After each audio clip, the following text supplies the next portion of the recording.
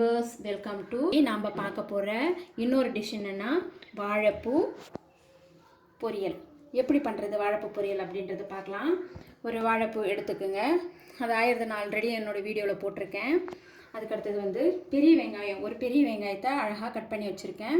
அதுக்கடுத்தது மஞ்சள்தூள், இது தாளிக்கிறதுக்கு, இது உப்பு, கொஞ்சம் மிளகுத்தூள், இது வந்து கோகனட்டை வந்து நல்லா துருவி வச்சுருக்கேன்.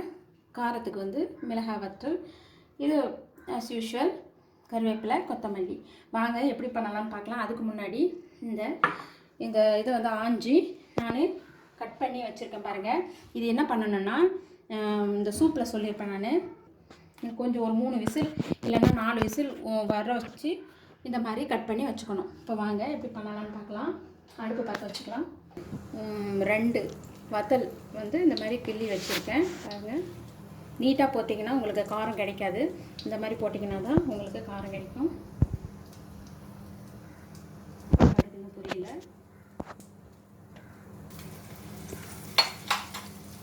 போட்டிங்கன்னா நல்லா பொன்னிறமாக கிடைக்கும். இந்த நேரத்தில் நம்ம இந்த ஆனியனை வச்சு வளர்க்கலாம் பாருங்கள்.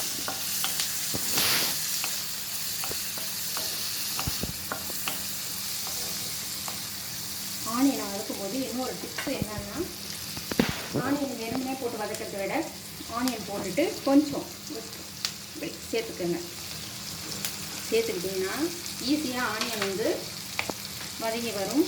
உப்பும் ஆனியன் சீக்கிரம் வதக்கி வச்சிடும் பாருங்கள். இந்த பொரியல் செஞ்சு சாப்பிடும்போது வயிற்றில் இருக்கிற புண்ணு நல்லா சரி பண்ணும். அதனால தான் நம்ம வந்து மிளகாய் தூள் போடாமல் வத்தலாக போட்டிருக்கோம். வத்தல் வந்து அந்த அளவுக்கு ஒன்றும் ரொம்ப வந்து ஸ்பைசி கொடுக்காது. நீங்கள் பாருங்கள் எவ்வளோ அழகாக போடணும்னு போயினா இந்த நேரத்தில் இந்த சமயத்தில் போடும்போது தான் உங்களுக்கு வாசனை இருக்கும். அந்த எண்ணெய் கூடவே போட்டிங்கன்னா டேஸ்ட் சரியாக வராது. இந்த மாதிரி போட்டுட்டிங்கன்னா கருவேப்பிலையோட டேஸ்ட் கிடைக்கும். ஓகே, நல்லா வதங்கிடுச்சு. இந்த ஸ்டேஜில் என்ன பண்ணலாம், வாழைப்பூவை போட்டுட்டோம். இது நல்லா வெந்திருக்கிறதால ஒரு பேரட்னாலே போதும்.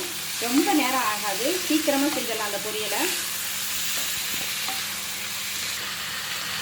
அதுக்கடுத்தது கொஞ்சமாக மிளகுத்தூள் வந்து ஒரு டேஸ்ட் இருக்குது. வாழைப்பூவும் மிளகுத்தூளும் சேரும்போது தான் டேஸ்ட்டு நல்லா இருக்கும். போட்டுக்கோங்க. இந்த தேங்காய் துருவல் இருக்கு இல்லையா, இது போடணும். தேங்காய் துருவல் வந்து வாழைப்பூட சேரும்போது கொஞ்சம் நல்லா சாஃப்ட்னஸை கொடுத்து உங்களுக்கு நல்லா டேஸ்ட்டு ரிச்சாக தூக்கி கொடுக்கும் பாருங்கள்.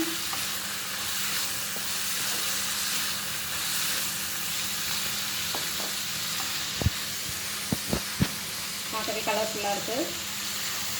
இதுக்கு தண்ணி தெளிக்கலாம் தேவையில்லை. ஏன்னா நம்ம ஆல்ரெடி வேக வச்சதால் நம்ம இதிலே நல்லா அந்த மணல்லே நல்லா வெந்துடும். மூடி போடலாம், பட் நீங்கள் போடணும்னு அவசியம் இல்லை. ஜஸ்ட்டு கிண்டி விட்டாலே போதும். சீக்கிரமாக செஞ்சிடலாம். குயிக்காக செய்யணும்னா இதை முடிச்சிடலாம். ஓகேங்க, ரெடி ஆகிடுச்சு.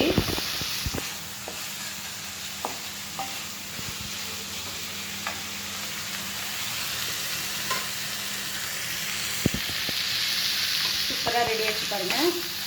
இந்த ஸ்டேஜில் தான் பார்த்துக்கோங்க. இந்த ஸ்டேஜில் இறக்கிடலாம். இப்போ இதை எப்படி சர்வ் பண்ணுறது, கொஞ்சமாக மேலே கொத்தமல்லி தழையை தூவிடுங்க. பாருங்கள் எவ்வளோ ஹெல்ப்ஃபுல்லாக இருக்குது. பெண்கள் இதை சாப்பிட்டா கர்ப்பப்பை பிரச்சனை, மாதவிடாய் பிரச்சனை எல்லாம் சரியாகும்.